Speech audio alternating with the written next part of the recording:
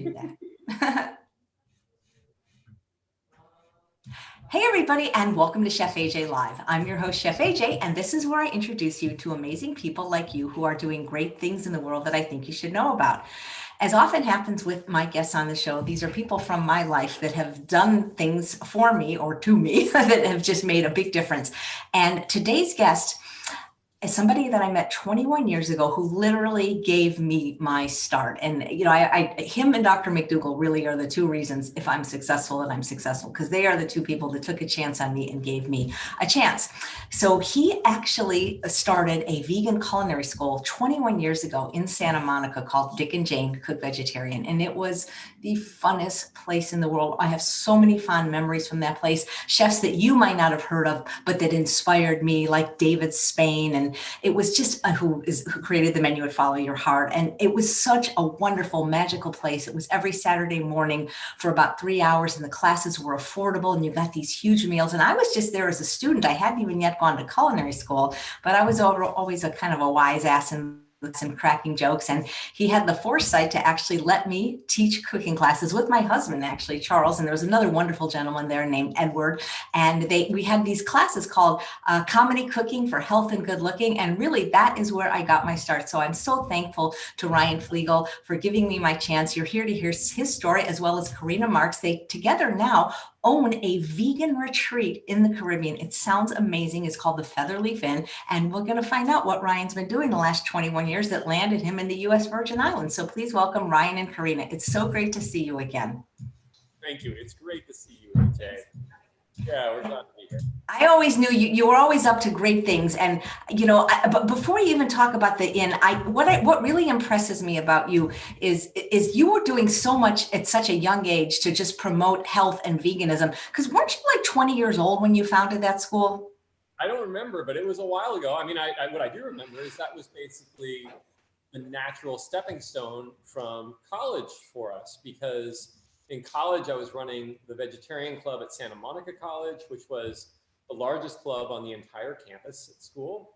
And it was the largest vegetarian club of any campus of any college in the country. And as we were teaching more and more people about the merits of eating for their own health and the health of the planet, we realized that people needed to know how to do that. And so that's what landed us in the cooking school business, and what prompted us to open Dick and Jane Cook Vegetarian back then. But you at the time, this was 21 years ago, this was the year 2000, you attracted really all the top chefs at that time. I mean, David Spain, you had Akasha, and you had, I can't really, now that I'm thinking of it under pressure, but everybody, you had pretty much every vegan restaurant owner there. You had Carrie Brown. I mean, you had the who's who of every vegan chef. It was pretty great. And when we've done this, and I mixed them up because you speak of Dick and Jane Cook Vegetarian, and we did sort of an encore presentation of that years later called Yummy Cooking Classes in Pasadena. And between the two series, which were very similar, and we had multiple series of each one, but between those, we also had the Millennium Restaurant chef. We had the chef from Matthew Kinney. We had a chef from Real Food Daily. We had cookbook authors. It was really, really, really wonderful. We had chefs that came from out of town and all the way across the country, and it was so wonderful to have them all come and participate in that. We of course had Miyoko from Miyoko's Cheeses come and teach class too, and that was wonderful. It was really great. That was before she. I remember you had Dr. Doug Graham, and he showed up in like a little Speedo with no shirt. He was such a character. You had Giuliano, and you had those wonderful dinners. And it's driving me crazy to try to remember. You had this wonderful chef who was a vegan pastry chef, who was a pastry chef, and I think was called a restaurant in Beverly Hills on Maple. I cannot remember her name, but just really extraordinary chefs. Like, I wish Denise Borchert was watching today. She was actually on the show. That's where we became friends. I mean, I made so many friends in that class. And it was like $25, which is nothing. And you got these, these huge meals. And Emily, Emily, who's of course doing her vegan catering business out of Venice, California now. She was one of the students there alongside with you. So it's been wonderful to see people like her, people like you, who now have really successful businesses and are often doing things independently. That's really, really great to see that having come out of what happened with some of the students there. And then, of course, yeah, it was just a lot to learn from all people. If I remember correctly, you got some kind of an award for vegan activism when you were attending Santa Monica College. Yeah. I mean, we did all sorts of things back then, and sure, I did. Yes, yes, I did. It was very nice of them. People are saying your volume's a little low, so maybe either raise it up or move a little closer to the computer if possible. Sure, no problem. We can just scooch ourselves. Oh yeah, that's much better. Thank you. Thanks for letting me know, guys. I was so excited talking to Ryan. I wasn't looking at the chat. So how the heck did a college student from Santa Monica, California end up owning a retreat in Virgin Islands? It's your turn to tell your story, guys. Thanks. Well, that's a good time to introduce Karina Marks and tell you a little bit about her. So Karina and I met in Monterey, California, where I had moved from Los Angeles, and she was busy working as a marine scientist there. Karina was researching what the reef systems were doing with rockfish and what happens when we protect reef systems with marine protected areas, what happens when we don't, and doing a lot of field work in her studies out of Moss Landing Marine Labs. And she and I met there and fell in love. And I promptly said, "Hey, Karina, you want to go travel the world with me?" Yeah, and I said, "Nah, I got a good thing going on here." But if you hang around, maybe we shall. She said, "Yeah, wait a year. Maybe I'll do it then," because she had some career goals that she was working on that she really wanted to finish accomplishing. And so I surprised her by saying, without hesitation, "Okay."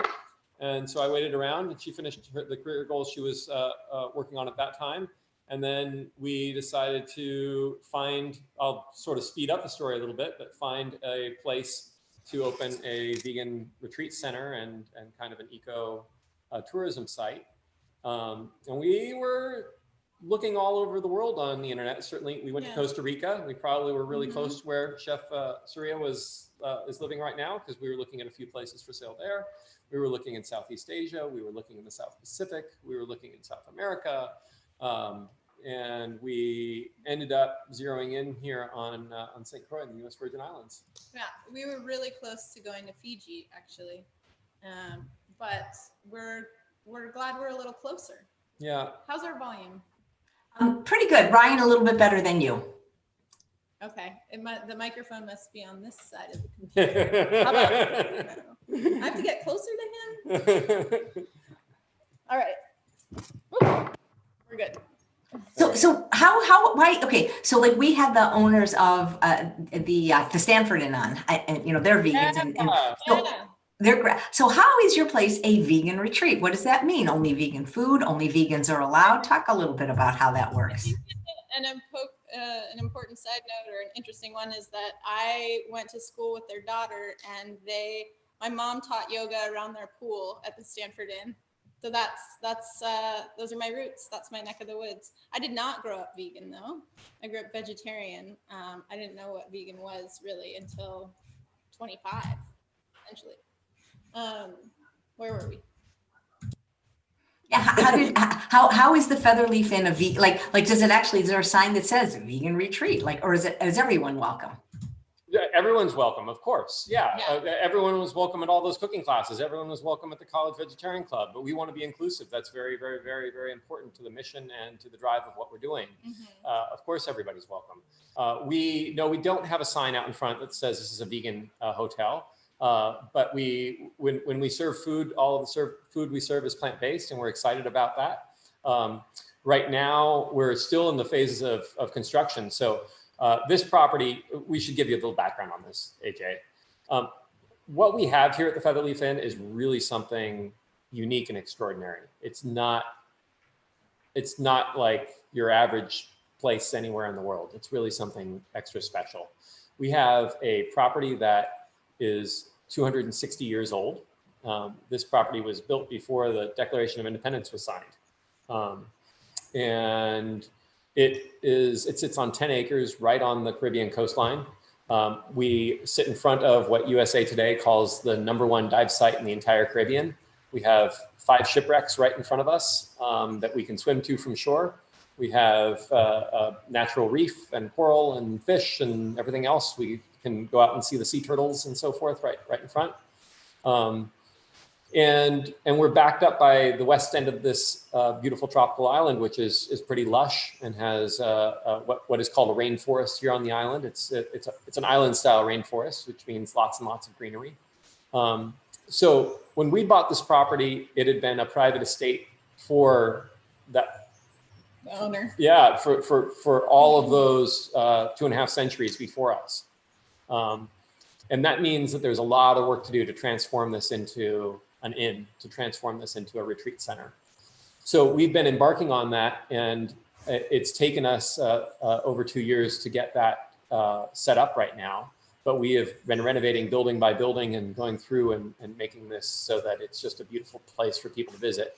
And while we've been doing that, we've also been planting trees. We've planted a whole fruit forest of tropical fruit trees, everything from cashew to soursop to guava and avocado and several varieties of mango and jackfruit, breadfruit, yeah, carambola, which is star fruit, and so much more, custard apples, guava berries, things like that. A lot of the fruits that people don't know very well, it's because they don't travel well. So it's really been neat to learn about what grows here and what we're going to be able to serve people. Because I think that in addition to plant-based tourism, there's just food tourism and interest in what's going on locally or things that are unique. So we're excited to reach a really broad audience. So will you actually have a restaurant there, or is it more like a bed and breakfast? So are there different options for people to eat the food? And it sounds like it'd be a great place for a wedding.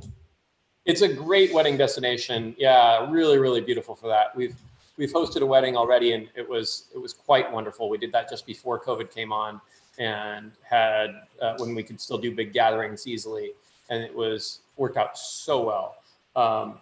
We have. In terms of food service, like I wouldn't think of us as opening an official restaurant. We'll be more of a special event kind of a food place. We have a grand porch, covered porch that seats 40 people by itself just on the porch. And we will serve, certainly there'll be special breakfasts and special dinners for guests and so forth. And then we'll do events that'll happen as well. So we haven't worked out exactly how much food service we'll do, and it's going to flex depending on whether we're doing a retreat or whether or not we're doing individual stays. But that's the kind of thing that's going to be happening here. Yeah, needless to say, we are building a pretty tremendous commercial kitchen right now. We're kind of like downplaying the food service side, but I like to remind us and tell people that we didn't get into this business because we're passionate about bedrooms. We got into it because we're passionate about food, and so it is like the main game of what we're doing: education and food. And so I think as the business evolves and grows, so will what exactly our food service looks like. And one thing we talked about is just doing. For guests, you can buy meals with your stay, and then also having reservation only, maybe 3 nights a week or something, based on demand, essentially. We live in a community of 50,000 people. So we live on a small town on a small island. And so it's really, really important to us to involve the community and also cater to the community. The other side of that is it's a small community, so it's kind of based on demand. We'll just see what happens and flex with that. What's the vegan scene like in general in the U.S. Virgin Islands? It's awesome. It's a little rough. It's more food trucks than restaurants. You know, like if you're from the mainland or stateside, as we say, it might not pass muster with all tourists. But we have tons of restaurants and options. Per capita? Yeah, per capita. There's more vegan eateries in St. Croix than there is in Portland, Oregon. There's more vegan eateries per capita here than there is in Los Angeles. True. There's more vegan eateries here than there is in New York City. This is a food mecca that people haven't yet discovered. And what's neat about it is not only do we have the vegan eateries like Roots and Culture Restaurant or Ital in Paradise or food trucks like Vegan Haven, but we also have the farms here. Caribbean islands aren't known for farming very much. But St. Croix is the breadbasket farm island for the other Virgin Islands. And there's still farms here, including Ridge to Reef Farm, which is an organic certified farm, and Art Farm, which does these wonderful, wonderful specialty crops like dragon fruit and these super sweet watermelons. And they make this like really, really, really wonderful turmeric that they grow. So these are part of what I think is going to draw more and more people to St. Croix. People know that they can come to this island and experience like scuba diving or snorkeling and do tours of just beautiful beaches and a nice place to relax. But the food tours and the history tours both are something that I think people are going to really enjoy and appreciate here. Who mostly lives at the U.S. Virgin Islands? Who lives here? It's a melting pot for sure. One reason is a lot of people within the Caribbean, from Trinidad, Aruba, Barbados. Yeah, a lot of different countries. People came here for work because it was America and there were a few more jobs. So there's a lot of people of Puerto Rican descent, not first generation Puerto Ricans. Of course, they're Americans too, but like long lineage in Puerto Rico who live here. Also from the Dominican Republic. So we've got a lot of Spanish speakers on the island. The majority of the population is of African descent. And then the like white population is a minority for sure. And especially on St. Croix. I'm not sure about St. John, but I think so also. And so it's really interesting. I think that's one thing that I really enjoy is experiencing what it's like to be a minority. It's enriching, it's eye-opening, thought-provoking. Anyways, and so yeah. Yeah, AJ, I think that to answer that question also, you need to understand a little bit of the history of the U.S. Virgin Islands. And the history of these islands are rooted very much in slavery and colonialism. So what happened was there were 7 different countries that claimed ownership to the Virgin Islands over time. The Danish government was the most prominent before the United States.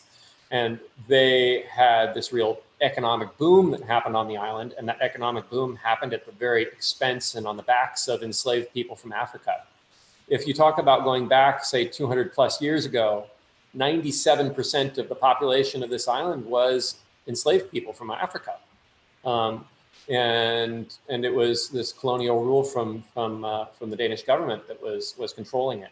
So it's really interesting to see the history and story of slavery told from the perspective of this island, where there was a non-violent uprising, so to speak, that happened that ended official slavery, and then there was a riot and some violence that put an end to 30 years later the remnants of slavery. But this island, unlike the southern parts of the United States, didn't go through a period of Jim Crow laws. And I was just reading an article today about Black people in the Virgin Islands who've traveled to the States and really experienced a kind of racism that they didn't know growing up here. It's not to say that there isn't racism or things that happen here, but it is to say that it's very different in stateside than what you see here. Here, there is a real respect for each other. We say good morning and good afternoon and good night to each other, which is a greeting that isn't just spoken as a token couple of words to get past sort of a hello to people, but it is a real acknowledgement of I see you. You say that even if you're not going to engage in conversation with somebody. You say that if you walk into the post office. And it's hello, I acknowledge that there's other people in this room. I acknowledge that you're Wait, here. so say the phrase again. I want to learn it. No, it's good morning. Wow. Yeah. It almost sounds like good. It sounds like good morning a little. It's just good morning. That's all it is. Yeah, good morning. That's really all you say. What if it's evening? Good afternoon to people. Yeah, if you want to get fancy for it. If it's evening, do you still say good morning? No, usually we say good afternoon all through evening, and then we say good night when it's dark. Wow, that is so cool. Elizabeth says her grandparents moved there ages ago and she has such great memories. I wonder, Elizabeth, are they still living there? That is so cool. So, we have watching live Aditi who says, do you need an architect yoga teacher who knows how to cook Indian food? Absolutely. Come Always. on down. And Who what would be doesn't? really wonderful is bring your architectural and yoga skills and let's set up a retreat for you.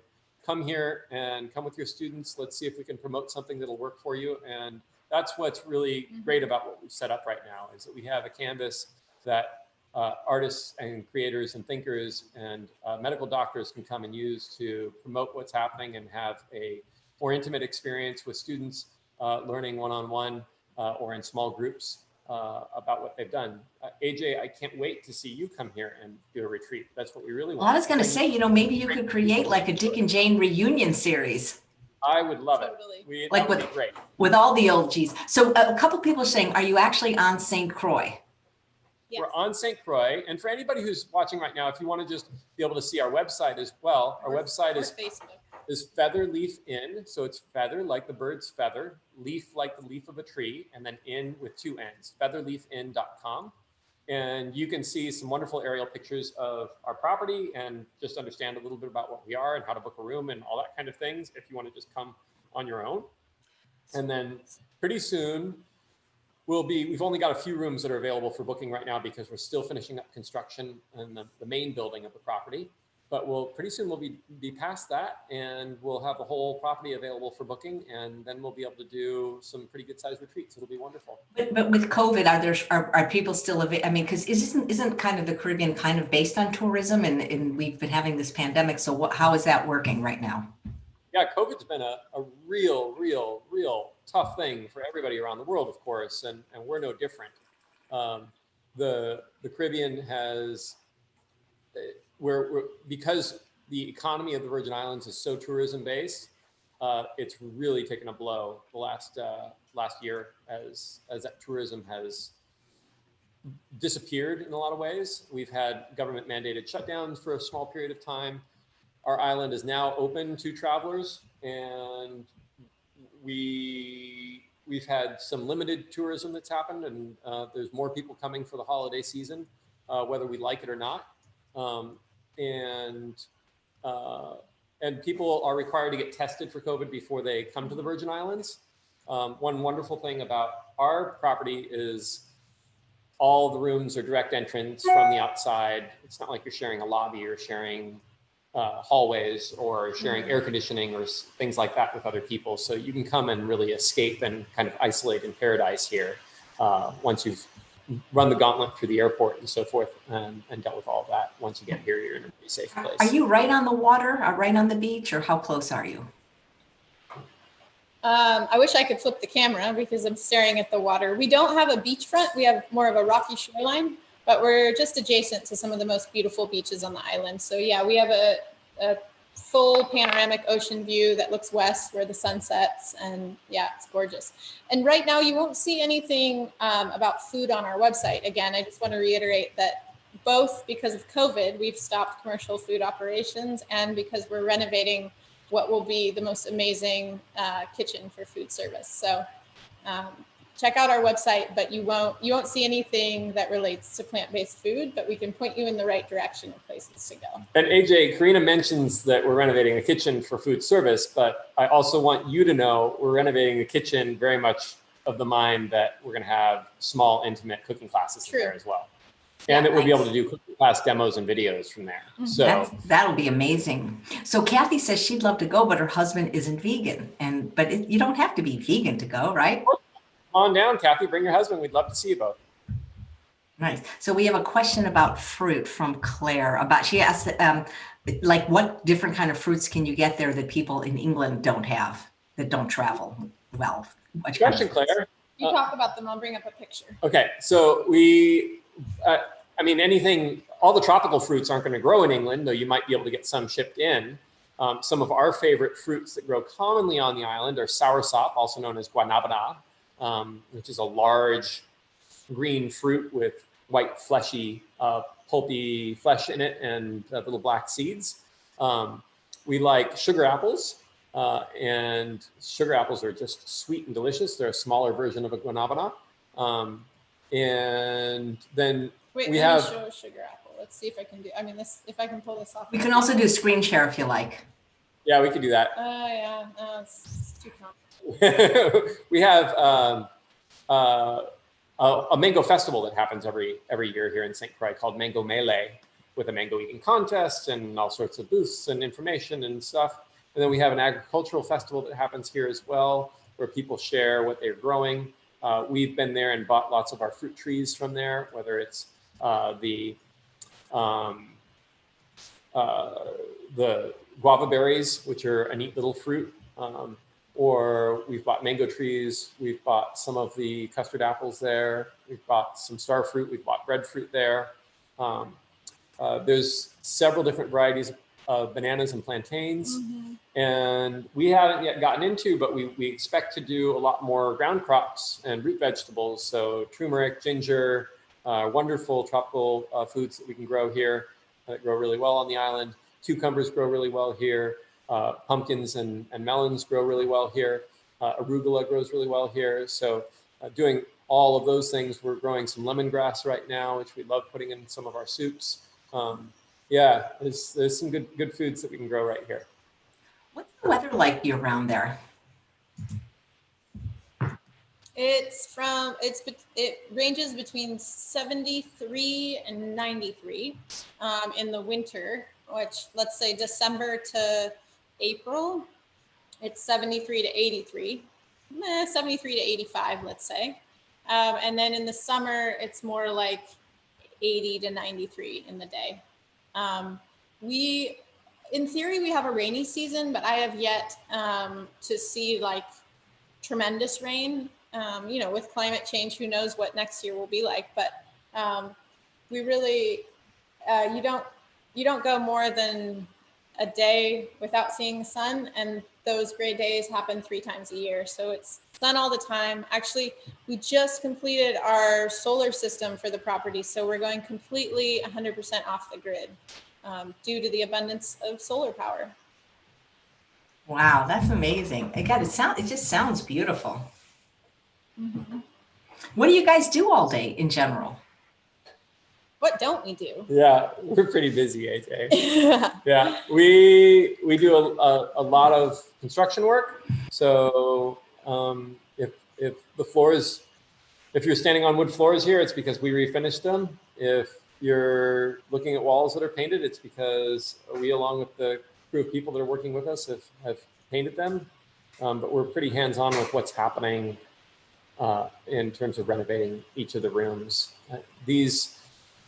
The walls of these properties are about 2 feet thick, and they're made out of stone and lime plaster. The lime made from old seashells and fired in lime kilns hundreds of years ago. There's even chunks of coral that were used, and Danish brick and stone were used as building products back then. So trying to keep a property restored or restoring a property that was built that way. Nothing is cookie cutter. Nothing is like off the shelf at the big box hardware store. Everything is like unique. Really giving it some time and attention. And we've gone through and fixed up all the old hardwood shutters and louvered shutters that exist throughout the property. And yeah, there's just always something to be done. So that's a lot of our time. But then there's a whole lot of our time in terms of setting up the business and working on everything from promotion to the structure of it and employees and everything else that you have to do as a business owner. So it's a bit of everything.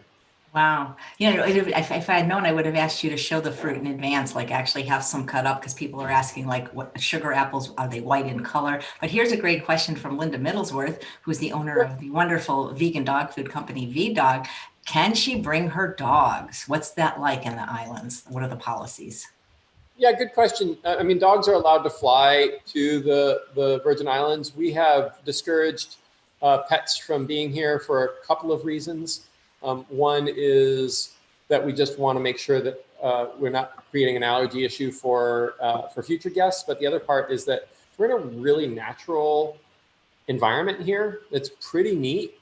and we find that the introduction of domesticated animals changes how that natural environment acts, not with every domesticated animal, but certainly it does. As like if you have a cat, you lose your songbirds kind of thing, some of them at least. And one thing we have here is we have some frogs and toads, and some of those are poisonous to animals. So we want to make sure that dogs from the States aren't showing up here and ingesting one of those and then having to be rushed off to the vet. So it's pretty neat to see what's around here and what's here in the natural environment. We really appreciate being able to see that. So question, how far to a beach without rocks are you? We get that one a lot. We are just under a mile. Yeah, maybe a quarter mile or half along the mile. coast road. Yeah. Yeah. Yeah. We're our cove, and that's probably somebody who's been to our website and looked at the aerial imagery is asking that question, is my guess. But our cove that's right next to the inn has a beach that has some sand, but mostly it's like what you'd consider river stone and round pieces of coral that have washed up that are on the shoreline there. It's a great place to go swimming. It's a really wonderful place to go snorkeling. And we like to just walk down there with our scuba dive gear and walk right into the ocean and start swimming from there and head out to the wrecks or the reef from right there. But if you want to just run your toes through the sand and lie on a blanket, then we like to get on our bicycle and head down a half a mile down the road where there are these small but beautiful beaches with hardly anybody on them, and just hang out there and go for a swim. So cool. Well, it sounds amazing. Let's see if there's any more questions about the place or the fruit. Is there a pool on the property? Jennifer wants to know. And are there any snakes on the island? Kathy wants to know. There is a pool on the property. Yes, we have a swimming pool that's part of the restoration and reconstruction work that we did, because we did a whole bunch of work on that swimming pool and just replaced all the equipment and everything. And then snakes, yeah, there's only a couple kinds of snakes in St. Croix. We don't have any poisonous snakes on the island at all. There is a tiny little snake that's more like an earthworm that lives underground, called a blind snake that's endemic to the island, and they're pretty neat. I've seen just a couple of them. I mean, they're only like 3 inches long. You wouldn't know it was a snake. You wouldn't know it was a snake. You wouldn't even, chances of seeing it are really small. The only time we've seen them is if we're digging in the garden, because they like burrow down like earthworms do almost. And then there's some boa constrictors on the island, which are just unfortunate mistake of people engaging in the pet trade and then releasing into the wild. So it's a sad story that we're seeing all over the world right now, of people taking pets out of wild places, moving them to places they don't belong, and then releasing them. And then there's a change to the environment that happens with that. But again, no poisonous snakes at all on the island. Are there any like meetup groups, any vegan meetup groups, potlucks, those kind of things? Maybe not right now during the pandemic, but maybe you could start one. Yeah, we actually, I mean, one of the first dinners we hosted here was a dinner for farmers on the island. We really wanted to learn more about the farming that was happening on the island. We wanted to be engaged with the farmers that are growing such wonderful food on the island. So we invited them all over and served them a beautiful vegan meal and talked to them about what we were doing in terms of advancing the mission of healthy food for people, and building more of a coalition. And farmers on the island have already taken some wonderful steps to do that as well. There's a VI food coalition that happens. VI is, of course, Virgin Islands. And so in terms of meetup groups, no, not so much. One thing we haven't told you about, AJ, is we have a second property on the island. We came here and we jumped in big in St. Croix. We bought 2 hotels at once, the Featherleaf Inn, and then we also bought a property called the Sugar Apple Bed and Breakfast, which is Sugar Apple BNB, NancyBoy.com. And that property is a 12-room hotel in the town of Christiansted, about 45-minute drive from where we are at the Featherleaf Inn. And that is a vegan bed and breakfast that we've been really, really happy to totally renovate and start up. It's an up and going business. We've got a manager in it right now. And that property is for sale. If anybody wants to buy a bed and breakfast, you're welcome to. We have it for sale at opportunityvi, as in virginislands.com, opportunityvi.com. People want to see what we're doing with that, they're welcome to. But that's open and going right now. Before COVID started, we were doing a regular brunch, and that became kind of meetup. That meetup. Yeah, it really was. Because it was only on Sunday mornings, even chefs from some of the other restaurants would come, because Sunday morning wasn't a time that they were open, and they'd come and just hang out. And it was just such a neat community, and people could have some waffles and delicious food and sit beside the pool and enjoy their brunch with us. And it was great. Take a little dip and hang out and talk to people for a while. So we've enjoyed that. There'll be a lot more that'll happen once COVID ends, but right now people have been a little bit more cautious about meeting up in public ways, as they should be. Right. So Kathy wants to know, what kind of birds do you have there? And there are some birds that are only found there. Come on, Karina. I'm a fish person. I say that because Karina's always says I'm not much of a bird person, but I disagree, because I watch her enjoy the many birds that we have on the island. I'll take a first stab at it. Yeah. Then I got the easy ones. Sure. I love pelicans, and I know Californians see a lot of pelicans, but we love watching them sail along the shore. And one of my favorite seabirds is a frigate bird, the magnificent frigate bird. It's a large bird with kind of a swallowtail and a little bit of red on its neck. And they are, they're just amazing, beautiful birds. But they soar around the entire world. Yeah. We also have neat birds of prey. We do get some, what's the small? We have kestrels, which are the American smallest. kestrel. So it's like picture a bird of prey and then shrink it down to like 10 inches. Yeah. We have kestrels, and they're local residents. Yeah, the American kestrels. There's a wonderful lady on the island named Tony Lance who does bird rescue. She's been doing kind of a one-person bird rescue operation for a long time now. There's also a beautiful artist, like she paints birds, and really, really nice artwork that she's made. And one of our neighbors had an injured kestrel that they took to her, and she nursed it back to health after, I think it spent a couple of months at her place. And when it was ready to be released, she brought it here to the Featherleaf Inn, and the release happened right here in front of the inn. And it was wonderful to see her bring this kestrel and release it back into the wild. So yeah, we see lots of things. We see egrets. I remembered the local, the territorial bird, which is the banana quip. Is that right?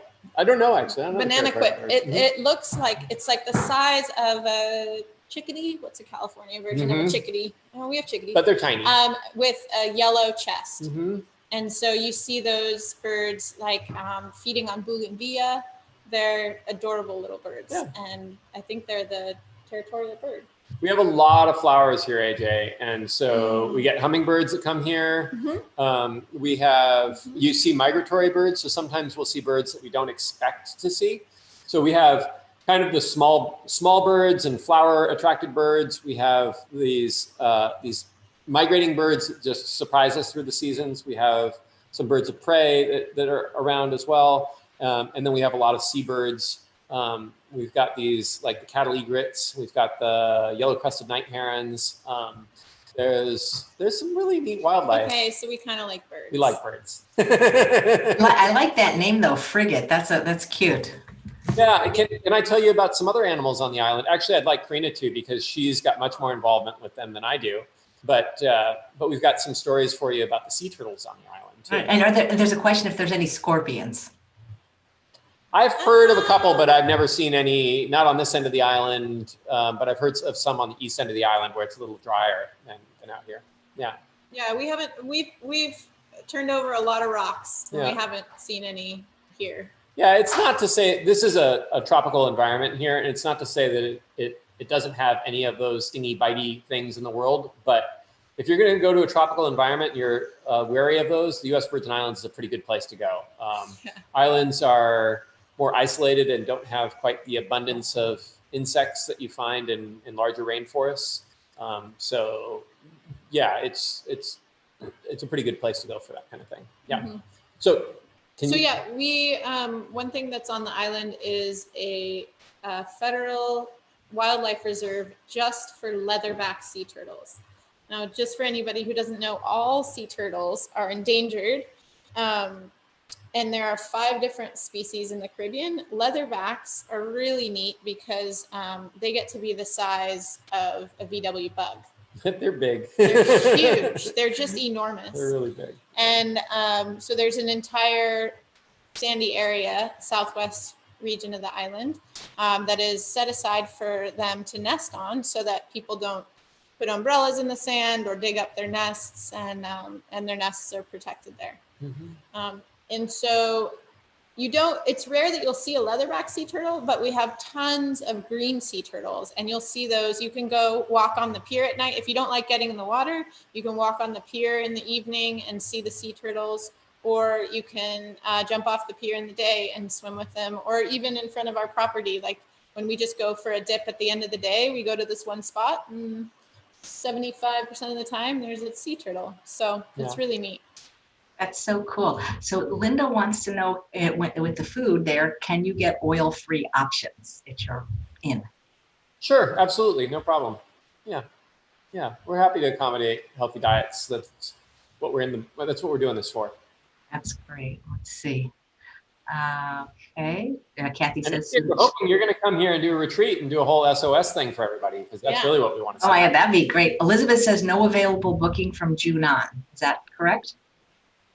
Oh, thanks for checking, Elizabeth. We're glad you're looking at the website. And if you're not seeing anything available yet, that's probably because we haven't released rooms for past that date. And we actually haven't put the rooms on in the main building, which we will do very shortly. So yes, there will be booking available for that. But as I said, we've right now, all the future is blocked off on the main building because we're still doing construction, but that's just about to wrap up with our renovations there. And once that's done, that's going to be on. And so there'll be a bunch of rooms available. Great, thank you. Rebecca says, is there a common island flower? And Sandy says, do guests have a kitchen that they can use at the inn? Both great questions. Mm-hmm. Common island flower, I mean, the hibiscus comes to mind right away. Our territory flower is the ginger Thomas, which is funny because it's an invasive species, but it's a beautiful yellow flowering tree and lots of little yellow flowers. But in addition to hibiscus and the ginger Thomas, we also have so many flowers. One of my favorites are the flamboyant trees. We also, on this property, have a couple of orchid trees, which are just gorgeous. I mean, you go out there and you see all these pinks and fuchsias right now. If I showed you this tree, it's a flower this big that is every 8 inches on the whole tree. I mean, they're just covered with them. Mm-hmm. The flamboyant trees also, the flamboyant trees are just a pop of color amongst a green landscape. So you'll be looking across a forest and it'll be different shades of green. And then you'll come across a flamboyant tree and the whole tree will be orange, or the whole tree will be red, depending on the species, that particular variety of it. But they're really, really beautiful. And don't forget the plumerias. Yeah. Yeah, we have plumerias. That was one of the 2 questions. What was the other one, AJ? Kitchens. Kitchens, yeah, yes. Can guests use kitchens? Yeah, great question. So yes, we have a couple of accommodations here at the Featherleaf Inn where there are kitchen spaces included. One of them is the Ocean House, which is a private 1,000 square foot, 1 bedroom, 1 bath house. It's got a regular bathroom inside of the shower, and then there's also an outside shower on the deck, and it's a beautiful deck that overlooks the sea, and that has a lovely kitchen. Our kitchens, by the way, have things like high-powered blenders in them that guests can use as well, and it's set up pretty well. Our Dragonfly house here at the Featherleaf Inn has a kitchen that is shared by guests, so it's a little bit more budget-minded, so that you're not paying for your own kitchen, but still have access to a kitchen to use yourself. So we have kind of a variety of accommodations that allow people to just be going out to eat for their meals or cooking here at the inn. And then, of course, we look forward to serving people some wonderful meals as well. Nice. Okay. I saw a question. Where did it go? Oh, Gina says, do you see hurricanes on the island? Yes. Yes, ma'am. Yeah, this is definitely in the hurricane belt. And so Hurricane Irma and Hurricane Maria hit the U.S. Virgin Islands really hard in 2017. Karina and I actually came to St. Croix between Hurricanes Irma and Maria, and then evacuated the island before Maria hit. This was just before we moved here. And we witnessed we learned about the island seeing it at its worst. We learned about it seeing it when it was hit the hardest from these hurricanes. We're very, very cognizant of hurricanes and weather patterns that are happening here.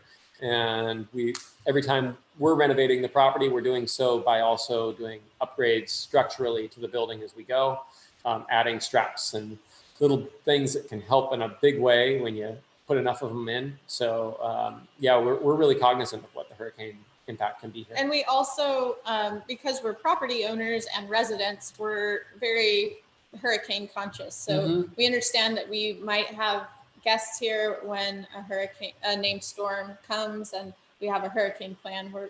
We are committed to living here for a long time, and the buildings that we purchase and live in have been through many dozens of hurricanes. Yeah. And are still here, and that's part of the reasons why we chose them. Yeah, that was a factor. I think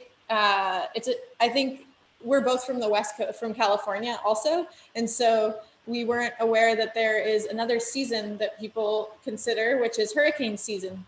Hurricane season begins June 1st and ends November 30th. And that is a named season because it's the highest probability for hurricanes to come. So it just means like, okay, everybody prepare within this time, because historically this is when they've come through. Some people on the island are pretty playful with seasons. Like they'll say, we have a high season, we have a summer hurricane season, and we have a mango season. So, it's... Well, speaking of mango season, do you have a mango festival? Because Laurel is saying, when is it? Mango Melee, and June. Is it in June or July? Ooh. I think it's in July, but I'm not sure. Yes, we have a mango festival that happens every year called Mango Melee, and it's put on at the botanical gardens on the island, and it's wonderful. And as I mentioned, there's also an agricultural fair that happens each year here on the island, and the agricultural fair is, I think, the biggest agricultural fair that happens on any of the Caribbean islands. So it's pretty neat that we've got that here in St. Croix. So two great reasons to come are those. There's also some food festivals. There's some other events and reasons to come to St. Croix. If you're a triathlete, there's some wonderful racing events. We have a buck-to-buck swim from the Buccaneer Hotel to Buck Island. We have a super endurance running race, a 50-kilometer or 50-mile race that comes right in front of the Featherleaf Inn. And we're looking forward to seeing that happen. We're going to be out there cheering for people as they pass. I think that's happening in just another month or two here. I think that's January or February. I think it's in January here. So yes, there's lots of reasons to come. I highly recommend coming for the Mango Festival. It is usually the first week of July. That's great. Well, gosh, it just sounds amazing. Oh, there's a question from Melanie. Can you find sea glass on the beach? Good question. I should go get some pieces of Janie. Go for it. As Karina grabs that, I'll tell you, yes, we find a couple of things on the beach. And we find this actually, you don't even have to go to the beach for these kinds of things. We find this all over our property. Picture yourself in the late 1700s. You didn't have a municipal dump or anything. You broke a plate, you threw it out the window. I mean, really, that's what happened here. And on almost a daily basis, I'm finding bits of 200-year-old china on the property. We've actually embedded some of the china. These pieces are called chaney. It's a term that sort of comes from the words china, as in fine china, and money, because these bits of broken china were used as kind of play money by kids. And we find it all over the island. We've embedded some of it in one of the showers. We tiled a whole line of chaney into the shower. It looks really, really beautiful and brings a little bit of the island's history. We've also placed pieces of chaney in some of the walls. There's a wall that's made up of sadly old coral reef that was used hundreds of years ago. There's there's a walkway that we have where we've put some cheney into it. And then, yes, to answer your specific question, also sea glass. We find sea glass at the beaches too. Here's some pieces that Karina's got. Here's some of the sea glass pieces that we're finding. Those are pretty simple, like you'd find anywhere else. And then Karina's got a few examples of some of the cheney. So a lot of it's like blue and white pattern, or there we go. Yeah. So that's Wow. that's our. Wow. That's beautiful. You could really make some cool crafts with that. Yeah, lots of people make jewelry out of it. It's really common to wrap it in silver and make necklaces or things like that out of it. But we find chunks of that all over the property, especially when we're digging, because, like I said, it's amazing how much is here. We've found bits and pieces already. And there are a lot of jewelry stores on the island. A lot of the local business owners are jewelers, and they work with silver, and a lot of them will do inlays and stuff with the cheney. So there's a question. What did you guys do before this? Well, Karina, as we mentioned, was a marine scientist. Answer for yourself. And they love your tan. They love your tan, Karina, by the way. They say it's a beautiful tan. Or you answer for me and I'll answer for you. How about that? I was just going to introduce what you were doing, and then I was going to let you answer. Okay. Karina, of course, is a marine scientist, and she can tell you all about her work in California's systems. And if you probe her a little bit, she might even tell you about crossing some oceans. Yeah. So yeah, I have a master's in marine science, and I've mostly worked on the interface of science and policy, like working on projects to involve fishermen in science, working on projects to involve other users of the ocean, like scuba divers, in doing environmental monitoring and kind of capturing people who care about the environment and want to get involved. And so I think that we'll be doing that here at the Featherleaf Inn. And the reason why I'm really excited about what we're doing is because of the vegan aspects of it, but also because of the environmental education side. And I'm looking forward to doing like Science Friday talks and leading people on snorkel tours and curating a coral nursery, because it turns out you can farm coral just like you can farm coconuts, you can farm coral. And yep, so I've taken a few years off to grow our little businesses, and then I'm hopefully going to get back to environmental education and marine science. Nice. So you're kind of like a vegan Jacques Cousteau. There you go. Female, even better. Jacqueline Cousteau. There you go. Oui, oui. Yeah, and I think that what Karina's mentioning about the marine science aspect is part of what we're really excited about doing here. We haven't talked with you yet about our interest in doing coral restoration. What attracted us to this is that this is just a really, really neat environment to be in. It's wonderful to be at this intersection of the rainforest and the ocean on a tropical island. And it's really a privilege to be able to have this much access to wildlife and the beautiful scenery that exists here. And that's important to us, not just because of its beauty, but also because of what it means for the ecosystems and inner workings of how our planet thrives. So as you, I'm sure, are aware, our coral reefs have taken quite a beating in the last couple of decades with coral bleaching and what's happening with global warming, what's happening with acidification, with the development that we have and the overfishing of our oceans, and how that all impacts the ecosystems of coral reefs. Coral reefs are really, really important because 25% of all fish depend on coral reefs, whether they live on coral reefs for their entire lives or they use it as kind of the nursery incubator for their young. Coral reefs are what contribute to 25% of our ocean's fish. And so it's really important that we have thriving coral reefs. Unfortunately, that's a problem right now. So we've teamed up with the Nature Conservancy locally, and we look forward to doing more coral restoration work with them. We did a trial this past year where we looked at collecting basically coral embryos and then raising them. We're going to see if we can do this again on a larger scale and see what we can do to find the best way to find success to essentially help grow corals at a faster rate than they would naturally occur. Coral depends on broadcast spawning.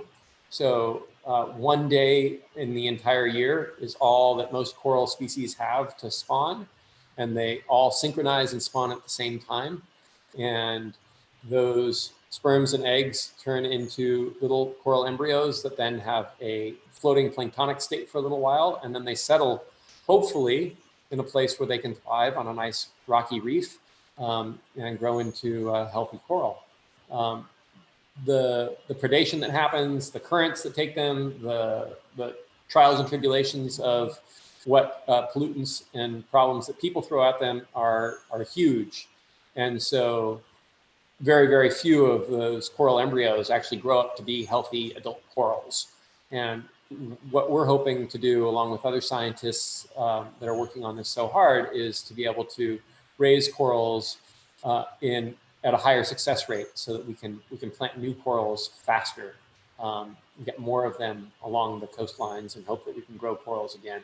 While we're doing this, lots of other scientists are trying to figure out if there's more resilient corals or corals that stand up to the beating that humans have given to the coral reefs over time. And of course, the most important thing is that all of us take steps to stop becoming the problem towards coral, which means figuring out ways to end our demand on global warming, or our demand and our contribution to global warming, and really try and reverse climate change and work on what's happening with the acidification of the oceans, because these are the things that are really, really important to growing that healthy environment back again. So I mention all this because it's things that we're working on, but also things that we're excited about helping other people understand and learn about. When people come to the Featherleaf Inn, we want to be able to show them what's happening with the coral reefs right in front of our property. Sometimes we take guests out for night snorkeling, and we have even biofluorescent lights that we can use to show the natural luminescence that corals create at night in a different color spectrum than you would normally see if you're not using one of these special black lights. And we also like to see some of the other creatures that come out at night, like lobsters and octopuses and things like that, which we can find right in front of here. So it's a pretty neat place to be. Cool. So there's a question from Angela. Do you offer scuba trips? We don't, and part of the reason we don't is not because we don't want to, because Ryan and I love scuba diving. We're scuba enthusiasts. Mm-hmm. But there's an abundance of dive shops just down the road in town, and so we feel like that niche is met. And it's interesting.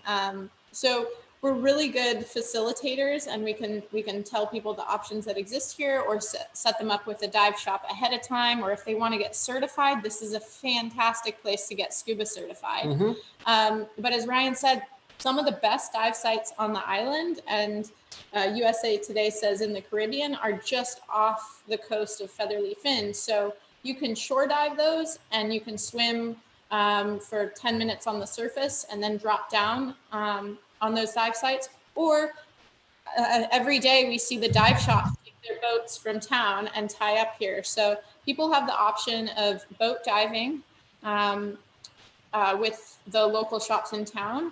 And then they also have the option of doing some of the best shore diving that I've ever really done. You can rent your own gear, and you can go to the North Shore. You can go right off your accommodation at the Featherleaf Inn, and you can go to the pier in Frederiksted, which is one of the most popular dive sites because it's a enormous pier, but there aren't really many boats on it ever. And so the sponges and coral and really bright and lively colors just have taken over the columns, and it's so, so beautiful. It's like a giant underwater gallery.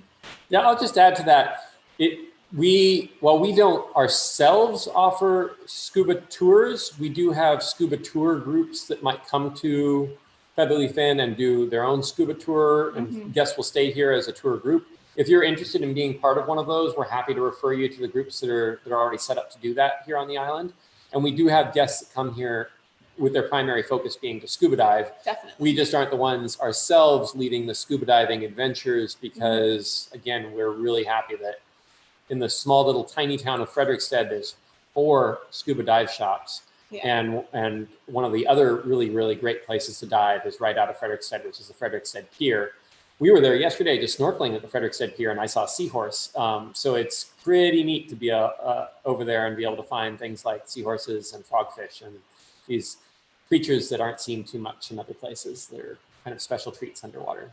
Wow, it just sounds like a paradise, and I hope this pandemic will be over soon so you can get on with your plans for making it the vegan destination for all retreats, because so many people do retreats. I noticed Wanda Huberman was watching, and she's done cruises and things. It would be a great place for groups to go.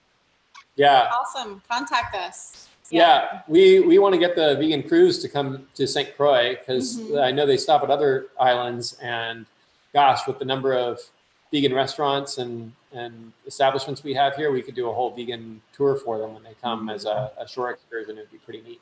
We have a dream of, and I think it would be pretty easy because we've met the other restaurant owners on the island, but putting together an annual food truck festival as well, or like vegan food festival right here at Featherleaf Inn. We have a big grove with a tree that has a 90-foot canopy. So there's all this like natural shade there, which is also why it's good for parties and weddings as well. But yeah, we want to get the vegan food vendors together to do an annual festival that's just vegan food too, down the road.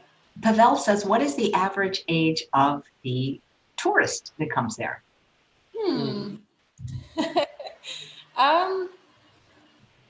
There sure is a wide range. Yeah. We see families and we see, I think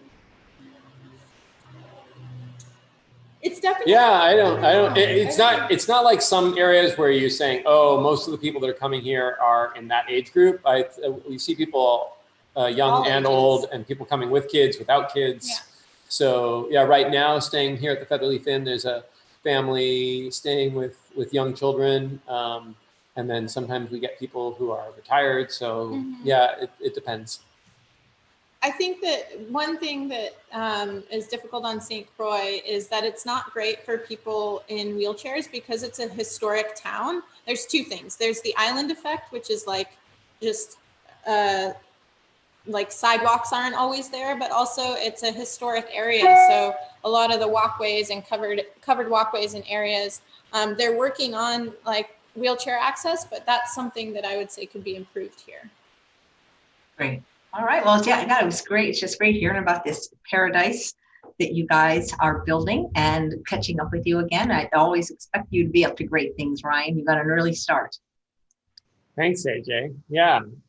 It's So nice it's to wonderful see to be included and to be on your show this time. Absolutely. Nice to meet you, Karina. You're lovely, and you have a lovely tan and lovely partner in Ryan, because he's just amazing.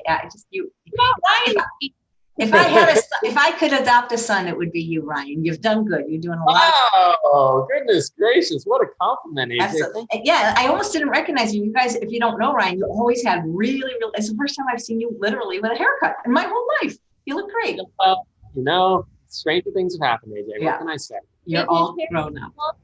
No, AJ had pretty short hair when I met her. Yeah. And I mean, I think AJ's fans already know about how wonderfully enthusiastic and creative AJ is.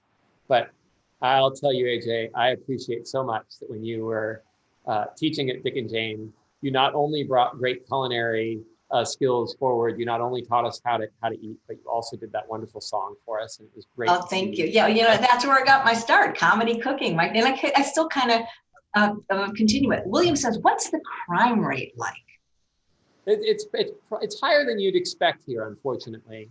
Yeah, crime is a problem in the Virgin Islands, and I mean, here at the Featherleaf Inn, we feel kind of removed from that because we're just in our own little bit of paradise here. But we are actively engaged with community members and our local politicians to see what we can do to help change the cycle of crime and provide more opportunities to help break that cycle for people as well.